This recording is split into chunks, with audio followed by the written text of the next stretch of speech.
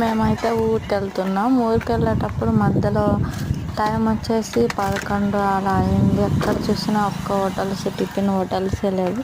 ఇక్కడైతే ఒకటి దగ్గరలో ఉంది, అడవిలాగా ఉంది ఇక్కడ ఊరు.